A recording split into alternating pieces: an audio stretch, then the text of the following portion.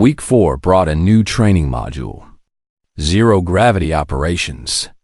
The cadets would be taken to an orbital station attached to the main facility to learn how to function in space. Tai Yang was looking forward to it. After weeks of gravity being such a focus, working without it seemed like a relief. The transport shuttle was piloted by Lieutenant Bora Young, a human who'd been serving in the Confederacy military for 3 years. She was cheerful and confident, making jokes as she flew them up to the orbital station. "Zero G is weird at first," she told them over the intercom. "Your inner ear goes crazy. Some species handle it better than others. Humans are pretty good at it, actually. Maybe all that gravity back home prepared us." The orbital station was older than the main facility. It had been built decades ago and showed its age. Paint peeled in places. Some panels looked worn, but it was functional, and that's what mattered for training purposes. Commander Krell met them at the docking port. He was Maxonian, made of a silicon-based material that looked like living rock. His voice rumbled when he spoke. "Welcome to Station Tertius. This facility is dedicated to zero-gravity training. You will learn to move, fight, and operate equipment in weightless conditions. Follow your assigned instructors." The cadets split into groups. Tai Yang's group included Yuna, Seok, Brix, and several other species. Their instructor led them through the station corridors. Everything was designed for zero-G. Handholds everywhere. Cushioned walls. Equipment secured with multiple locks. "First rule," the instructor said. "In zero-G, momentum is your enemy and your friend. Every action has an equal and opposite reaction. Push off too hard, you'll hit the far wall. Too soft, you'll float in the middle with no way to reach anything. Control is everything." They practiced in a large open chamber, pushing off walls, catching themselves, learning to move efficiently. Tai Yang found it challenging but enjoyable. His earth-trained muscles gave him good control over his movements. He could push off with precision, adjusting his force instinctively. After 2 hours of practice, they broke for a meal. The cafeteria was on the same level, attached to the training chamber.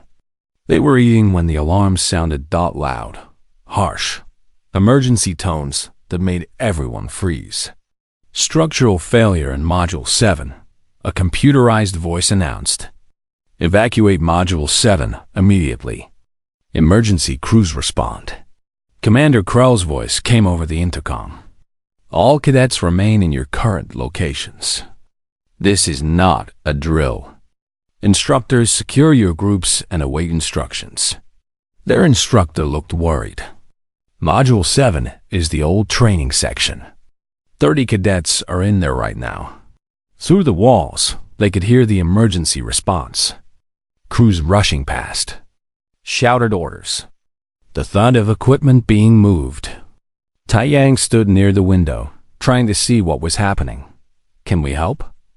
Yuna asked the instructor. "No, stay here. You're not trained for emergency response." But staying still felt wrong. Tai Yang watched as the minutes passed. 5 minutes. 10. The intercom crackled again. "Emergency crews cannot access Module 7. Structural collapse blocking all standard entry points. Engineering teams are preparing cutting equipment. Estimated time to access, 6 hours. 6 hours. Tai Yang felt his stomach drop. "How much life support do they have?" he asked. The instructor checked his datapad. "Module 7 is old. Life support systems are basic. With 30 people inside." He paused, calculating. "They have maybe 3 hours. Less for species with higher oxygen needs.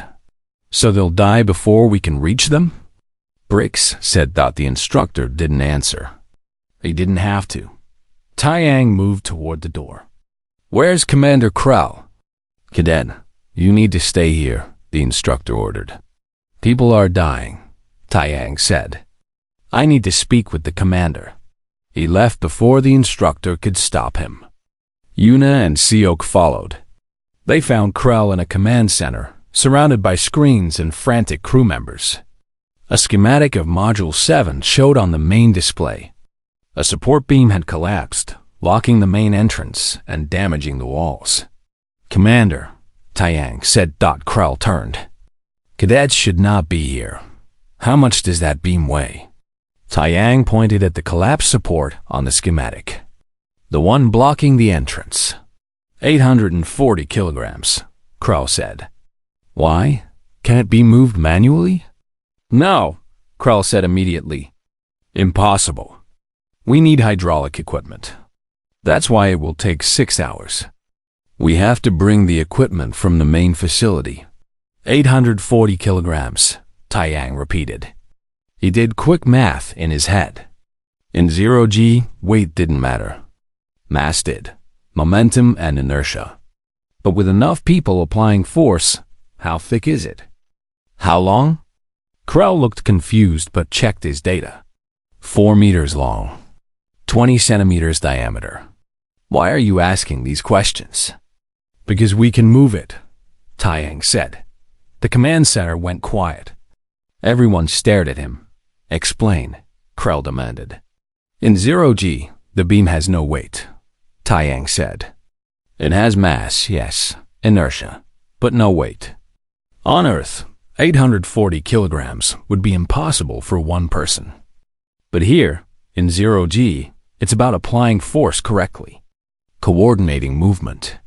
You're suggesting you can move a beam that requires hydraulic equipment. Not just me. All the humans. There are 12 of us. And anyone else strong enough to help. In 0G, we can generate enough force to shift it." An engineer spoke up. "He's not wrong, Commander. In zero gravity, moving mass is about overcoming inertia and friction. With enough people applying coordinated force, it's theoretically possible." Krell studied Taiyang for a long moment. "If you're wrong, you waste time we don't have. If I'm right, we save 30 lives in the next hour instead of the next 6 hours." Krell made a decision. "Show me." They suited up quickly. Emergency suits designed for potential exposure to vacuum. The humans plus Bricks and 4 other cadets who volunteered. They made their way through the station to the damaged section. The collapsed beam was exactly where the schematic showed. It had fallen across the entrance to Module 7, wedged between 2 wall sections. Behind it, they could hear muffled voices. The trapped cadets calling for help. "We're here," Taiyang shouted through the beam. "We're going to move this. Stay back from the entrance." He examined the beam carefully. 4 meters of solid titanium alloy. In Earth gravity, it would take a crane to move it. Here, floating in 0G, it looked almost delicate. But looks were deceiving. Mass was mass, even without weight. "We need to coordinate," he said to the group. 6 on each side. When I say push, we all push together. Same direction. Same force. If we push different ways, we'll just spin it. They positioned themselves. Taiyang and Yuna on one end. Seok and another human named Do-Yoon on the other. The remaining humans and volunteers spaced along the length. "On 3, Taiyang said. 1, 2, 3, push." They pushed. The beam didn't move. Taiyang felt his muscles strain against the mass. It was like pushing a car on Earth. Difficult, but not impossible. "Again," he called. 1, 2, 3, push. This time, the beam shifted. Just a few centimeters. But it moved. "It's working!" Rix shouted. "Keep going," Taiyang said. His arms burned. Sweat formed on his face inside the helmet. But they had to keep going. 1, 2, 3, push. The beam moved more. They were shifting it sideways, slowly, carefully. Each push moved it a bit further. 5 centimeters. 10, 20. Commander Krell and his team watched from a safe distance. Krell was speaking into a communicator. They're actually moving it. Prepare to evacuate Module 7 the moment the entrance is clear. 1, 2, 3. Push. 30 centimeters now. The entrance was starting to open. Taiyang could see the face of a trapped cadet through the gap. Eyes wide with hope. Almost there, Yuna said. Her voice strained with effort. 1, 2, 3. Push. The beam moved enough. Not completely clear, but enough for beings to squeeze through. Stop, Krell ordered. That's enough. Evacuate the module now. The trapped cadets began pushing through the gap. One by one, they emerged. Some helped others. Some were injured, but all were alive. 30 cadets, all safe. Taiyang's arm shook. His entire body felt like it had been through the hardest workout of his life. Around him, the other humans looked the same, exhausted, sweating, but successful. The last cadet emerged. Medical teams rushed in to check everyone. Krell floated over to the humans. You were right, he said simply. The hydraulic equipment arrived. It took us 20 minutes to get it in position. You moved that beam in 12 minutes. We didn't do it alone, Taiyang said, nodding to Brix and the other volunteers. Brix laughed, a wet gurgling sound. I barely helped. You humans did most of the work. I pushed as hard as I could and felt like I was doing nothing. Every bit of force mattered, Taiyang insisted. But Brix shook his head. You held that beam while we evacuated. I saw you. All of you. Muscles shaking. But you didn't let go. You didn't quit. He looked at Taiyang with something like awe. You're not superhuman. I understand that now. You just don't know when to stop. The story spread even faster than the previous one. Within hours, everyone in the Confederacy knew. The humans who moved an impossible weight. Who saved 30 lives. Who succeeded where machines would have taken too long. That night, back in their quarters, the human cadets were quiet. Exhausted beyond words. Think they're still afraid of us? Yuna asked. Taiyang thought about the trapped cadets. The relief on their faces. The incident at Module 7 changed everything. Not overnight, but steadily, like ice melting in spring. The fear that had surrounded humans since their capabilities became known began to fade. It was replaced with something else: respect, curiosity, and from some species, hope. 2 days after the rescue, Taiyang was called to the main conference hall. When he arrived, he found it filled with high-ranking military officials. Captain Fell was there, Commander Krell, Ambassador Jiwan, and at the center table, a four-armed being with deep red skin and eyes that seemed to see through everything. Supreme General Vehex, commander of the entire Galactic Defense Forces. Cadet Park, Vehex said. Her voice was deep and commanding. Sit, Taiyang sat. His heart pounded. Being in a room with this much rank was intimidating. We've been studying your species since the strength assessments began, Vehex continued. At first, we were concerned, worried. A species as physically capable as humans, combined with clear intelligence and tool-using ability, seemed dangerous. History has taught us to be wary of such combinations. She paused, looking at a datapad. But then we looked deeper. Dr. Kyung-shin, a human xenobiologist, provided us with extensive data about human evolution. The findings are fascinating. A screen activated behind her, showing charts and graphs. Most species follow a similar pattern. As intelligence develops, physical capability decreases. The brain requires enormous energy. Bodies adapted to become more efficient, which meant smaller, weaker, less physically demanding. We see this across nearly every intelligent species in the Confederacy. Another graph appeared. Humans don't follow this pattern. Your brains are large and energy-intensive. Yet your bodies remain strong. Why? Because Earth's high gravity demanded it. You couldn't afford to become physically weak. Your environment wouldn't allow it. So you evolved both intelligence and strength. VHEX leaned forward. This makes you unique.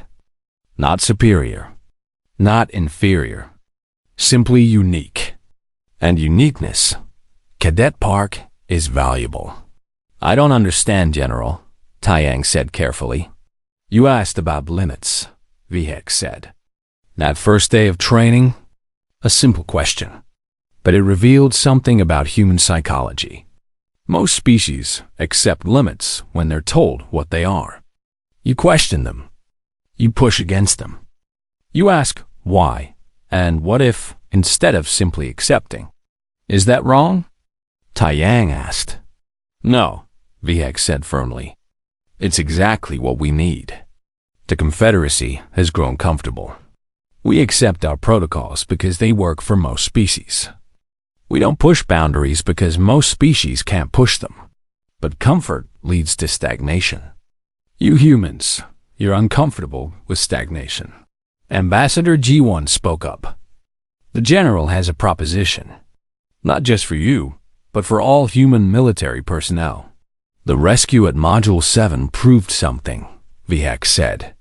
Not that humans are strong, we already knew that. But that human strength comes with determination. You held that beam while others evacuated. Your muscles were shaking. You could have let go. Any other species would have. But you didn't. She stood and walked around the table.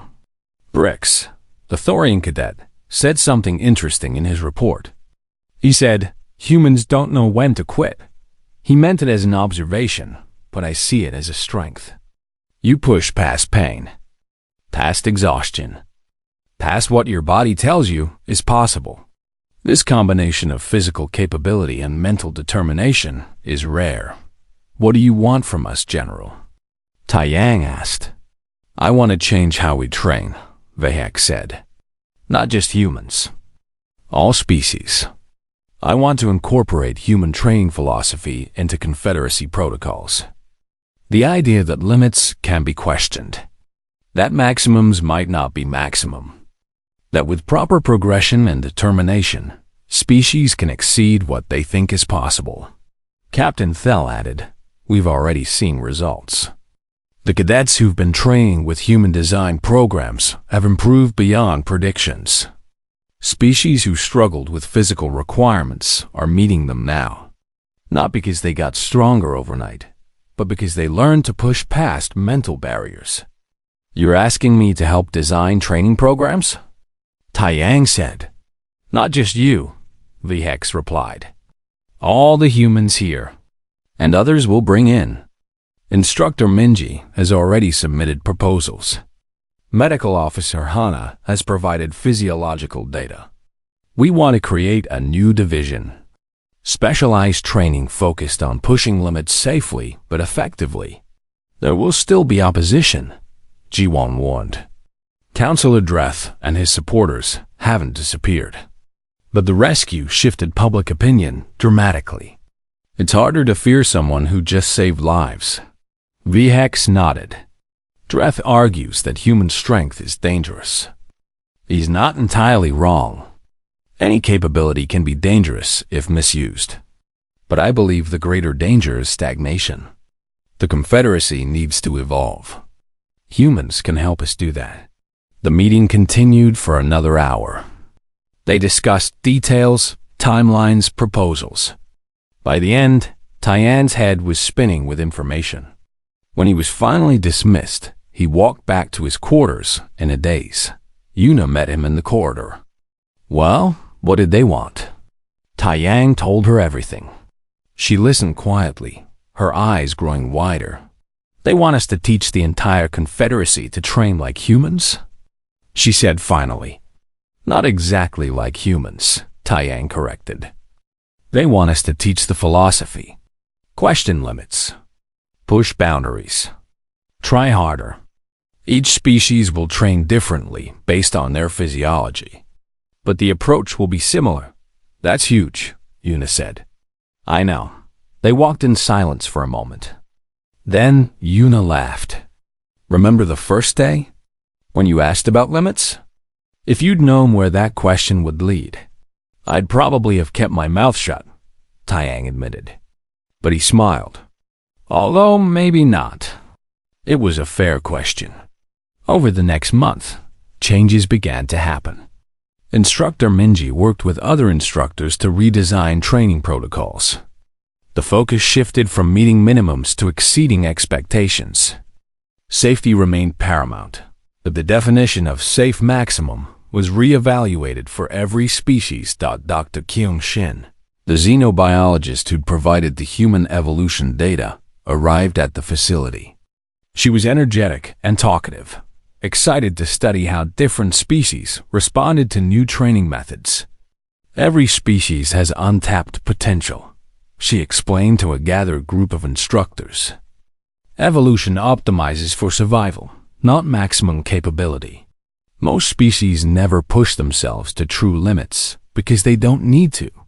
But that doesn't mean the capability isn't there. She showed data from the past month. Cadets of all species improving. Not to human levels, that wasn't the goal, but to their own personal bests. Species that had struggled with endurance training were lasting longer. Species that had barely met strength requirements were exceeding them. The key, Kyung said, is teaching them what humans learned from Earth's gravity. Every day is training. Every movement is resistance. Don't accept what you're told is your limit. Test it, question it. Push it carefully and safely, but push it. Taiyang completed his basic training at the top of his class. Not just among humans, but among all cadets.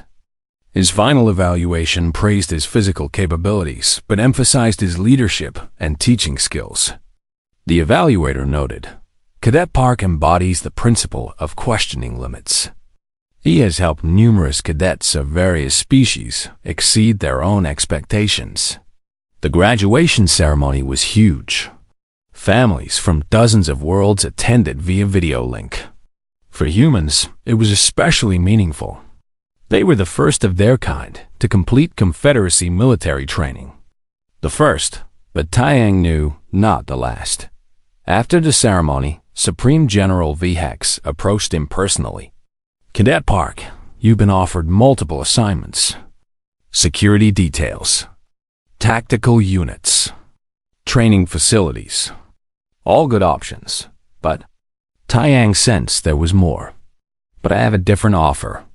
Stay here. Become an instructor. Help us continue developing the new training protocols. You'd start as an assistant, working under experienced instructors. But the goal would be for you to eventually lead training programs. Taiyang thought about it. He'd imagined himself on starships, seeing new worlds. Being an instructor seemed less exciting. But then he thought about Bricks, who'd improved so much over the past weeks. About the cadets who'd thanked him for pushing them harder. About changing an entire military culture to embrace growth over comfort. I accept, he said. 3 months later, Taiyang stood in front of a new class of cadets. 300 beings from 47 different species. They looked at him with curiosity. A human instructor was still unusual, but not unheard of anymore. Welcome to physical training, he began. I'm Instructor Taiyang Park. Before we begin, I want to establish something. You will hear the phrase safe maximum many times. The equipment will tell you when you've reached it. Your body will tell you. Your mind will tell you. He paused, looking across the gathered cadets. And I want you to question it. Not ignore it. Not push past pain or injury. But question whether what you think is your limit is really your limit. Ask, what if I can do more? Ask, how do I safely push further? Ask, what are my actual limits? A cadet near the front raised a tentacle. Instructor, isn't that dangerous? Pushing past safe limits? It can be, Taiyang acknowledged. That's why we do it carefully, with supervision, with proper progression. But comfortable and safe are not the same thing. Comfortable means you're not growing. Safe means you're not getting injured. We aim for safe but uncomfortable. That's where growth happens. The station floated in the darkness between stars. It was massive, bigger than most moons, built by 14 different alien species working together. They called it Harmony's Edge. Today, harmony was the last thing on anyone's mind. Taiho walked through the long corridor toward the council chamber. His boots made soft sounds on the metal floor. He wore a simple black uniform with Earth's symbol on his shoulder. No weapons, no armor. Just a human man walking to meet aliens who would decide his planet's future. His assistant, Jisu, walked beside him. She carried a datapad and looked worried. The Dravix representative arrived an hour ago, she said quietly. The other council members are already afraid. 3 species asked to delay the meeting. Taiho nodded. He had read the reports. The Dravix Empire controlled 1/3 of known space. They had destroyed 47 civilizations. When they said surrender or die, they meant it. Every single time. Did the council delay? Taiho asked. No, they're waiting for us. The chamber doors opened. The room was enormous, designed to hold beings of every shape and size. Some council members floated in tanks of liquid. Others stood on platforms adjusted to their gravity needs. A few existed as clouds of gas inside containment fields. Taiho had met them all before. The Velans looked like walking crystals, their bodies catching and reflecting light. The mist speakers were exactly what their name suggested, intelligent clouds that communicated through color changes. The Tormund were small and furry, barely reaching Taiho's knee. There were others, each strange and wonderful in their own way. But today, everyone's attention was on the creature at the center of the room. The Dravix war chief was named Thornax. He stood 3 meters tall, his body covered in thick armor that looked like it had grown from his own skin. Scars covered every visible surface. His forearms ended in claws that could tear through steel. His face had too many teeth and too many eyes. Thornax turned as Taiho entered. Those eyes focused on the human like a predator spotting prey. The human arrives, Thornax said. His voice sounded like grinding rocks. The translator in Taiho's ear turned the words into Korean, then English. So small, so weak, so pink and soft. The other council members shifted uncomfortably. Kelmuth, the Vrex, who led the council, raised one of his 6 arms. Commander Taiho, you may take your position. Taiho walked to the human platform. It was smaller than most others, newly built for Earth's application to join the Galactic Council. He stood at ease, hands behind his back, and looked up at Thornax without fear. The Dravix Empire has reviewed Earth's application, Kelmuth continued. They have concerns. Concerns? Thornax laughed. The sound made several council members flinch. No, not concerns. A statement. An offer. A demand. He activated a holographic display. Images appeared in the air above them. Planets. 3 of them. The first showed cities and lights and life. The second showed those same cities burning. The third showed nothing but ash and empty ruins. 3 civilizations, Thornax said. 3 times we offered them a choice. Join the Dravix Empire. Serve us. Obey us. Live under our protection and our rule. He moved through more images. Each showed destruction on a scale that was hard to imagine. Entire worlds turned to graveyards.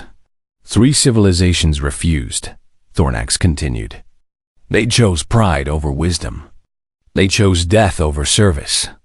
This is what happens to those who refuse the Dravix Empire. The council chamber was silent. Even the mist speakers, who usually flickered with constant communication, went still and gray. Thornax turned to face Taiho directly. Humanity will make the same choice now. Submit to Dradic's rule. Your soldiers will fight in our armies. Your workers will build our ships. Your resources will fuel our empire. In return, we will allow you to live. Refuse, and your earth will burn like these worlds. Choose. The silence stretched. Every alien in the room looked at Taiho. Some looked curious. Most looked afraid. They had never seen a species refuse the Dravix and survive. Then Taiho smiled. It was not a big smile. Not a laugh or a grin. Just a small, knowing curve of his lips. Like someone had told him a joke he had heard before. Thornax stopped speaking. His many eyes narrowed. You smile? You find this amusing? No, Taiho said calmly. Not amusing, just familiar. Familiar? Thornax leaned forward. You know nothing of the Dradix Empire. Your species just discovered faster than light travel. You are children playing with technology you barely understand. True, Taiho agreed. We're new to space. New to the Galactic Council. New to meeting other intelligent species. He paused. But we're not new to bullies. A ripple went through the council chamber. Several aliens made sounds of surprise. No one spoke to the Dravix like this. Thornax's claws extended. You dare. I recognize what you're doing, Taiho interrupted. His voice stayed calm and level. You walk in here. You show us horrible images. You make threats. You try to scare us into surrendering without a fight. It's smart, actually. Why waste resources on war when fear does the work for you? And yet you smile, Thornax growled. Why? Taiho looked around the chamber. He saw the other council members watching him, waiting, wondering if humans would fight, or fold like the 47 civilizations before them. I smile because I understand something now, Taiho said. Something about the Galactic Council. Something about every species I've met since we reached the stars. What? Kelmuth asked, his voice uncertain. You're all afraid, Taiho said simply. Not just of the Dravix. Of violence. Of war. Of conflict. You've built this beautiful station, this council, this attempt at harmony. But underneath it all, you're afraid of species like the Dravix because you don't understand them. You don't think like them. Crystallis, a vellum made of living diamond, spoke up. And humans do? Humans understand predators, Taiho said. We are predators. We evolved as hunters on our world. We know what Thornax is doing because we've done it ourselves. To each other. For thousands of years. Thornax laughed again, but it sounded different now. Less certain. You admit you are primitive, violent. This proves our point. You need the guidance of the Empire. No, Taiho said. His smile faded. His voice grew harder. It proves we won't be scared by threats and images. It proves we know how this game works. And it proves that unlike the other species you've conquered, we won't freeze like prey when you show your teeth. The chamber fell silent again. This was a different silence. Heavier. I request 48 hours, Taiho said formally, turning to Kelmuth. Humanity needs time to prepare its formal response to the Dravix offer. 48 hours? Thornax roared. You need 48 seconds to surrender, or the human's request is reasonable, Kelmuth said quickly. This council grants 48 hours for deliberation. We adjourn until then. Thornax stared at Taiho for a long moment. The human stared back, his face calm and unafraid. Finally, the Dradix war chief turned and stomped out of the chamber, his heavy footsteps echoing long after he disappeared. As the other council members filed out. Several approached Jisoo. They asked quiet questions. Why did the human smile? Didn't he understand the danger? Didn't he know that the Draviks always won? Jisoo answered each question the same way. Wait 48 hours. Then you'll understand. Taiho stood on the platform long after everyone else had gone. He looked at the empty chamber and thought about Earth, about the preparations they had made, about the things humanity had learned in their long, bloody history. 40-8 hours. That would be enough time. The Draviks thought they were hunting prey. They were about to learn that some prey hunts back. News of the Battle of New Bizin spread through the Galactic Council like electricity through water. Within hours, every species knew. Within a day, everyone had seen the footage. Taeho stood in his quarters, watching the reports come in from across the galaxy. Different species responded in different ways, but none of them responded with indifference. Jisoo entered without knocking, her face glowing with excitement. Have you seen the communication requests? 37 species want to talk to us. 37.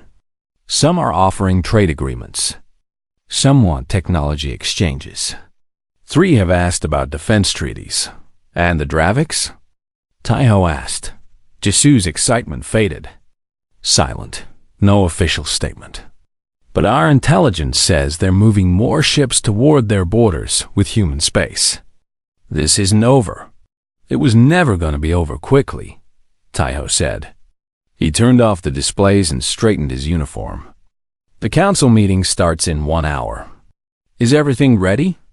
Yoonji and Jiho are waiting in the preparation room.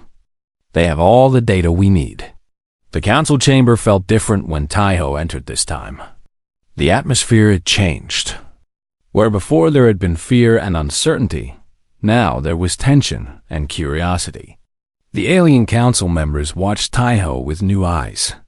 He was no longer just another applicant asking for membership. He was something dangerous. Thornax was already there, standing in the center of the chamber. His armor was polished, hiding the damage he had taken at New Bizin. But Taiho could see the anger in his posture, the rage in his many eyes. The council recognizes Commander Taiho of Earth, Kalmuth announced. You requested this session to provide humanity's formal response to the Dravik's offer. You may proceed. Taiho walked to the human platform.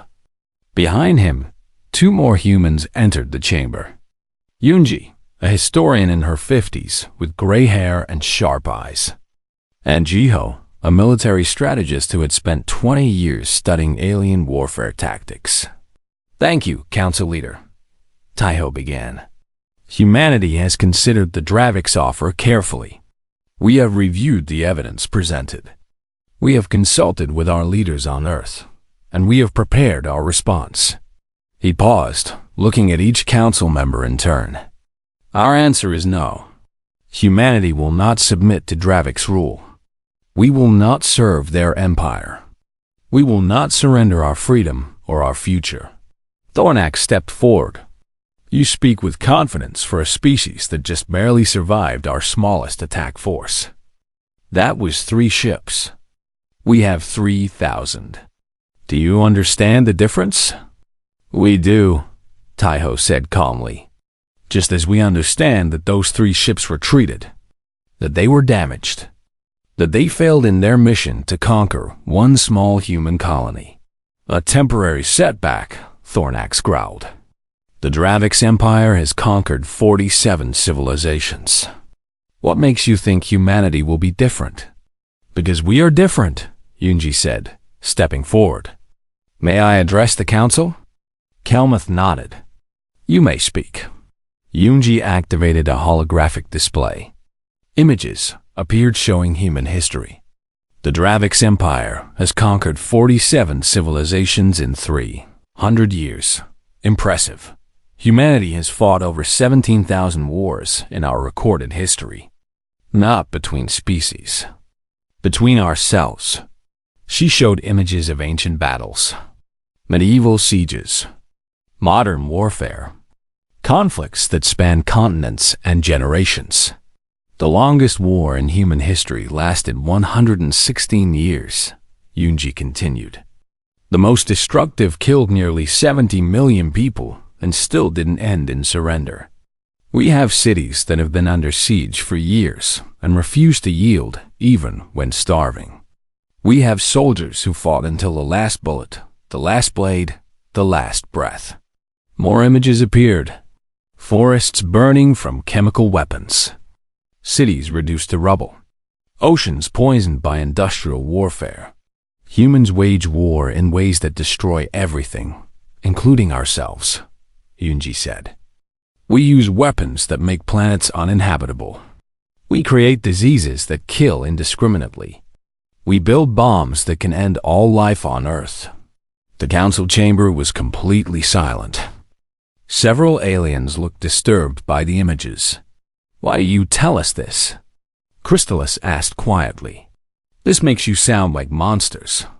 Because you need to understand what the Draviks are facing, Yunji said. You think of war as something organized, civilized.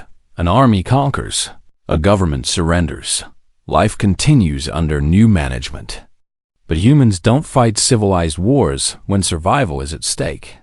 We fight total wars. Wars where everything is a weapon and nothing is off limits. Thornax's claws scraped against the floor. You threaten us with savagery? The Draviks have ended worlds. So have we, Jiho said, speaking for the first time. Almost ended our own world, actually. Several times. We came very close to destroying ourselves with nuclear weapons, with biological warfare, with environmental collapse. He pulled up different data. But we didn't. We survived. We adapted. We learned. And most importantly, we prepared. The display changed to show human military installations. Ships being built. Soldiers training. Weapons being tested. The Draviks have been conquering for 300 years, Jiho said. Humans have been preparing for hostile alien contact for over 150 years. Before we ever left Earth, we asked ourselves, what if we're not alone? What if they're hostile? What if they're stronger than us? He showed movies, books, games, all created by humans decades before first contact. Stories of alien invasions. Simulations of space combat. Theories about defending against superior technology. Every military on Earth ran scenarios, Jiho continued. How do you fight an enemy with better ships? Better weapons? More experience? We didn't hope for peace and ignore the possibility of war. We hoped for peace and prepared for everything else. New Bizon wasn't luck, Taiho added. It was 3 years of preparation. Governor Yuna, Commander Minho, Engineer Sora, they all knew this day might come. They built defenses. They trained civilians. They turned an ordinary mining colony into a fortress that could hurt a Dravik's fleet. And every human colony is doing the same, Jiho said. Right now, while we speak, 50 colonies, each one preparing their own defenses. Each one ready to fight.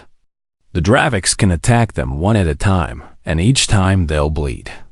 Each time they'll lose ships. Each time it will cost them more. Thornax roared with frustration. This is madness. You cannot win. We are too strong. Probably, Taiho agreed. In a straight fight, ship against ship, the Draviks would likely win. You have more experience, more resources, more territory. But you've never fought a species that makes you pay for every victory. That's the difference. He walked closer to Thornax, looking up at the massive alien without fear.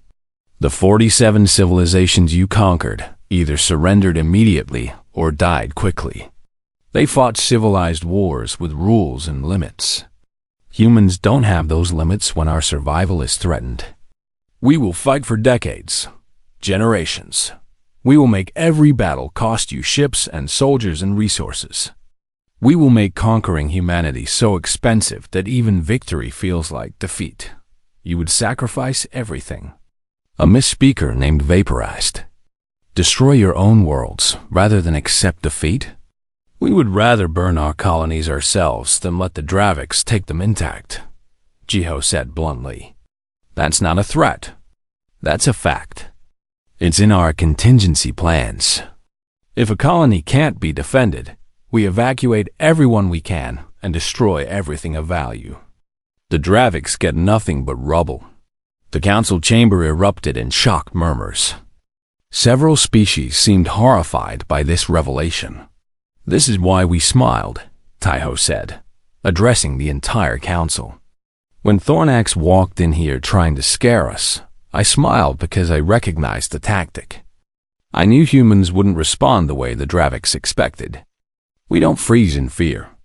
We prepare. We adapt. We fight. Kelmuth raised his arms for silence. This council must vote on humanity's application for membership. But first, we must address the Draviks' complaint. They claim humanity attacked their ships without provocation. I have the communications logs, Taiho said. He played the recording of Thornax's conversation with Governor Yuna. The threats. The demand for surrender. The promise of violence. The Draviks entered human space uninvited, Taiho said. They threatened our civilians. They fired first. Governor Yuna acted in self-defense. Every action New Bizin took was legal under the rules of warfare that this council recognizes. Thornax started to protest, but Kelmuth cut him off. The evidence is clear. The Draviks fired first. This council recognizes New Bizin's right to defend itself. Then we vote, a Tormund council member said. Does humanity gain membership? The vote took less than a minute. 12 species voted yes. 1 voted no, the Draviks. 1 abstained, a cautious species that preferred to wait and see how events developed. Humanity is granted provisional membership in the Galactic Council, Kelmuth announced. With full military sovereignty, Earth may maintain its own armed forces without council oversight. Taiho heard Jisu's sharp intake of breath. Full military sovereignty was extremely rare. Most species had to submit their military to council oversight. Humanity would be independent. As the meeting adjourned, 3 species approached Taiho privately. They asked quiet questions about defensive technology, about mutual defense treaties, about working together against the Draviks' threat. Taiho listened carefully and promised to discuss these matters with Earth. He didn't say yes. He didn't say no. He just listened and learned. 3 weeks after the vote, Harmony's Edge looked different. The human section of the station had grown. More diplomats arrived from Earth. More ships docked at the human berths. Humanity was no longer a hopeful applicant. They were members of the Galactic Council, and they were making their presence known. Taiho walked through the diplomatic quarter, observing the changes. Aliens who had avoided humans before now nodded in greeting. Some even initiated conversations. The fear was still there, but it was mixed with something else. Respect. Jisu caught up with him, carrying yet another datapad. 2 more defense treaty requests came in overnight. The Pesh and the Thornax want human military advisors, and the Velans are asking if we can help them design shield systems. The Thornax? Taiho stopped walking. Aren't they allied with the Draviks? We're allied, Jisu corrected. Past tense. After New Bizin, 3 Draviks allied species quietly approached us about changing sides. They've been under Draviks' protection because they were afraid. Now, they're more afraid of being on the wrong side when the Draviks fall. The Draviks haven't fallen. Not yet, Jisu said with a slight smile. But everyone's thinking about it. For 300 years, the Draviks seemed unstoppable. Now they're just another power in the galaxy. Stronger than most, but not invincible. You changed that perception. Taiho considered this. Set up meetings with the Pesh and Velan representatives. I want to hear their proposals directly. But be careful. Some of these species might just be trying to steal our technology. Already screening them, Jisoo assured him. Had been sent security protocols for all diplomatic contact. In another part of the station, Nari was conducting her own diplomacy. She sat in a crystal chamber built specifically for Velen comfort, discussing cultural exchange programs with Crystallis. "Your art is fascinating," Crystallis said, their body reflecting rainbow patterns. "Humans create for emotional expression. We create for mathematical beauty. Together, we might make something neither species could achieve alone." "I'd like that," Nari said warmly.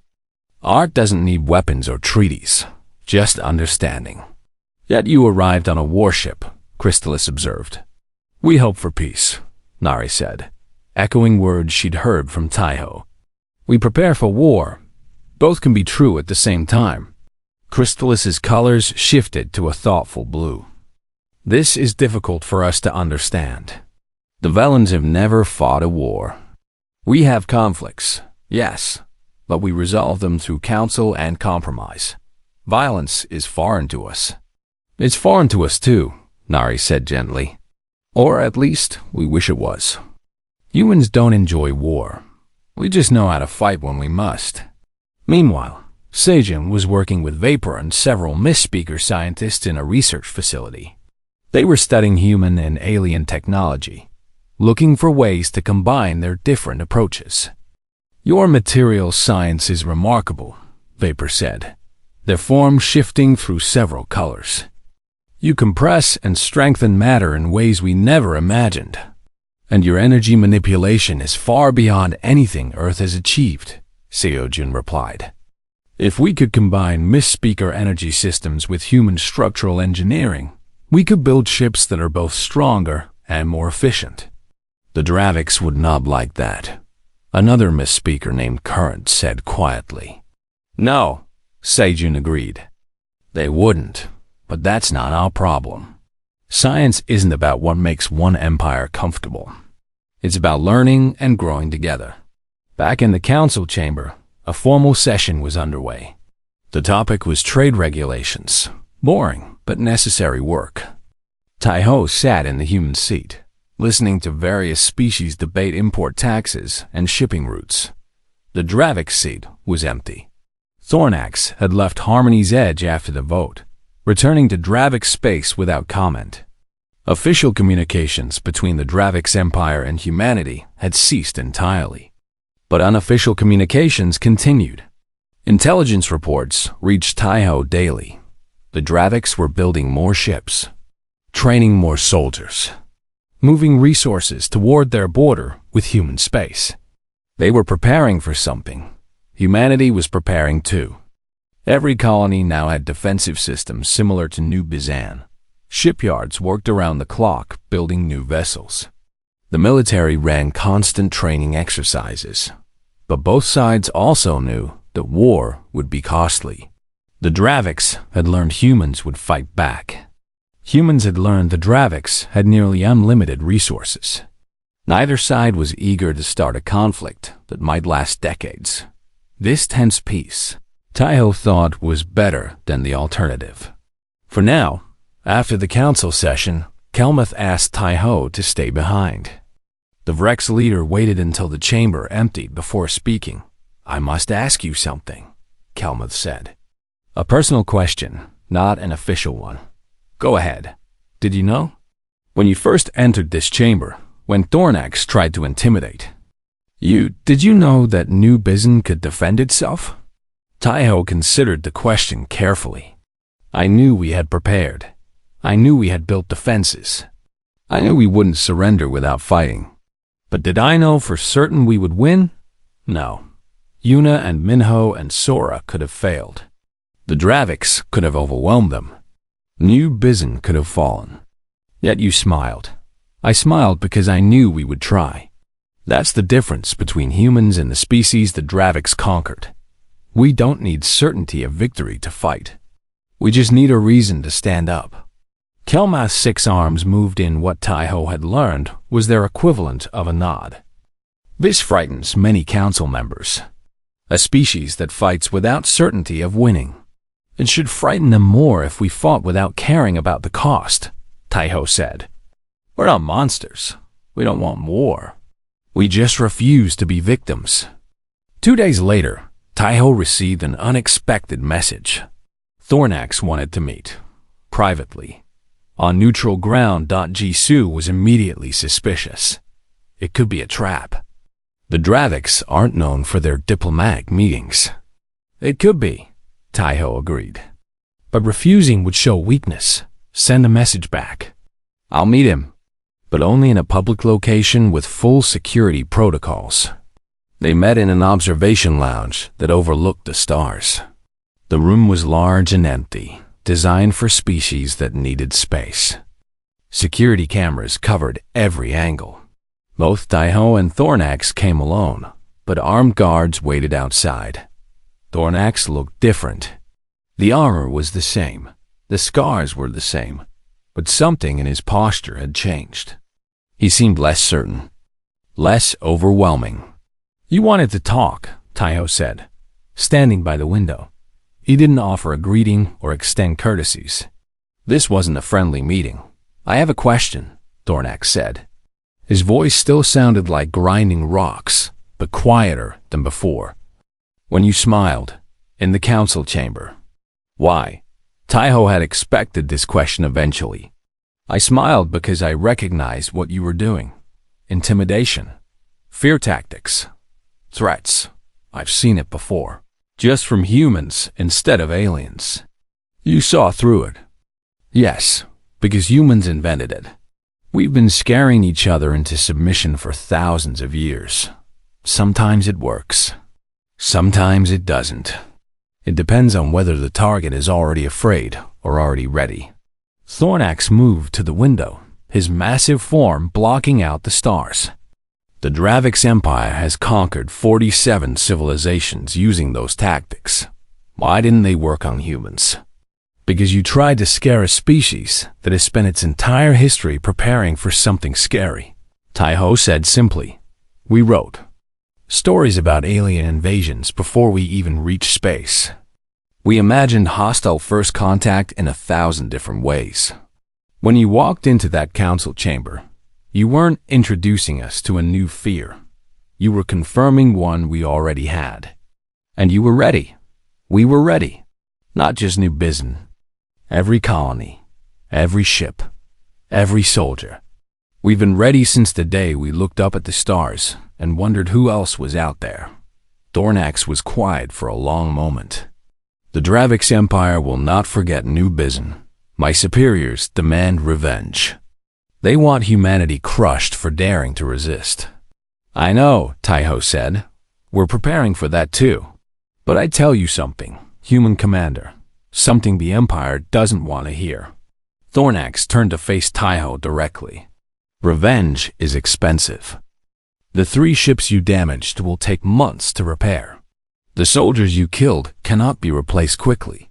And New Bizen was just 1 colony. You have 50 more, each preparing their own defenses. Are you saying the Draviks won't attack? I'm saying they're thinking about the cost, Thornax said.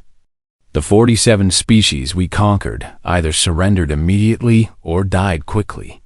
Quick wars are profitable. Long wars are not. If humanity fights the way you claim, if every colony bleeds us like New Bizen did, then conquering you might cost more than you're worth. Taiho understood. You're here to negotiate. No, I have no authority to negotiate. I'm here to understand. To report back to my superiors about what kind of enemy we've made. Thornax paused. You could have died at New Bizen. Yuna, Minho, Sora, all of them. They could have been killed, yet they fought anyway. Why? Because some things are worth dying for, Taiho said. Freedom, home, family, the right to choose our own path. Humans have always understood this. We don't look for fights, but we don't run from them either. Even when running would save lives, running just means dying somewhere else. Fighting means maybe, possibly, surviving where you stand. Humans choose to stand. Thornax made a sound that might have been respect or frustration. The Empire will decide soon. Attack or withdraw. Revenge or strategic retreat.